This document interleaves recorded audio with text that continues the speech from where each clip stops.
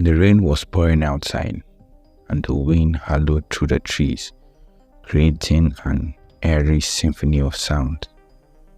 I was home alone, huddled on the couch, trying to find comfort in the warm glow of the TV.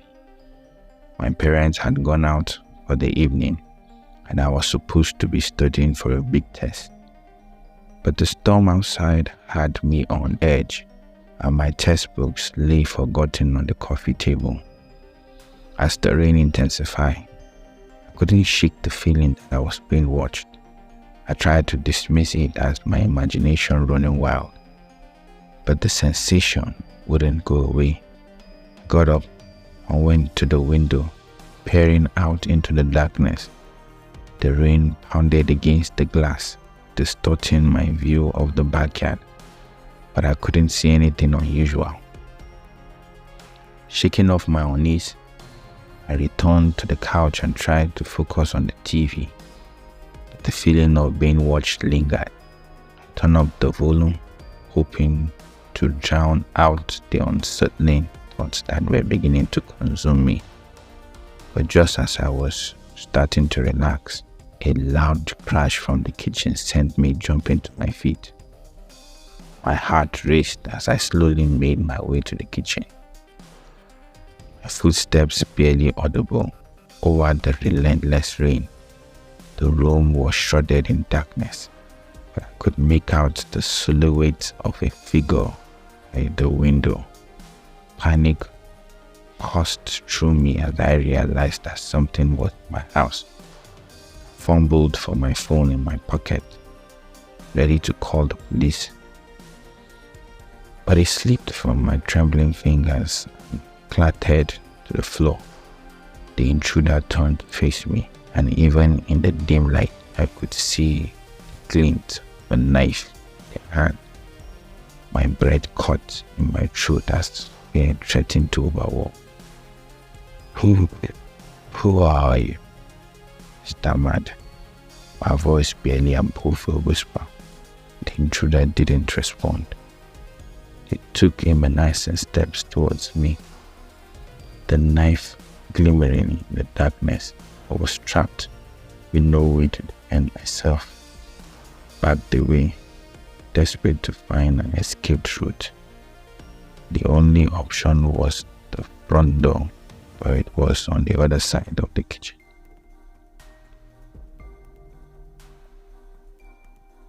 I made a dash for it, my heart pounding as the intruder lunged at me.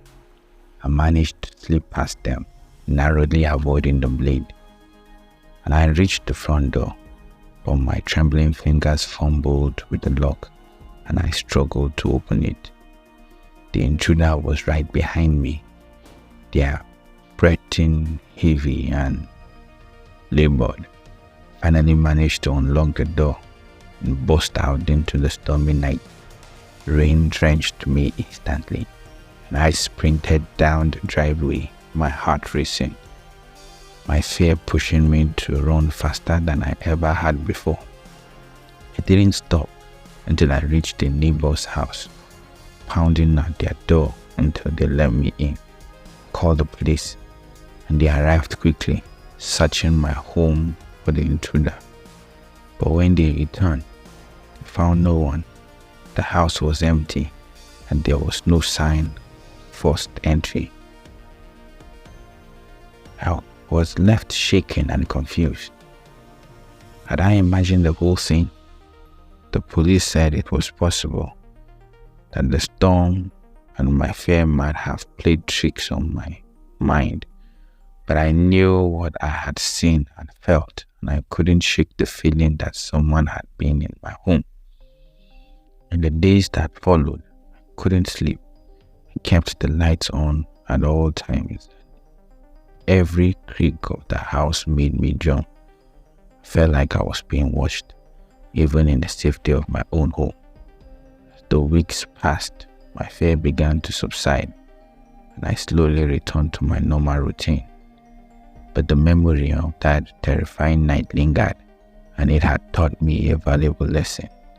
I realized that I had been too complacent, too comfortable, from my own home. I had taken my safety for granted and had not been prepared for the unexpected. I began to take self-defense classes, and I made sure to keep my doors and windows locked at all times. I installed a security system in my home, and I never let my guard down, even in the most familiar surroundings. I had learned that danger could come when you least expect it, and it was essential to be vigilant and prepared. The rain continued to fall outside, but I no longer felt the paralyzing fear that had consumed me that night. I had taken control of my safety and had learned that even in the scariest of situations, you could find the strength to protect yourself.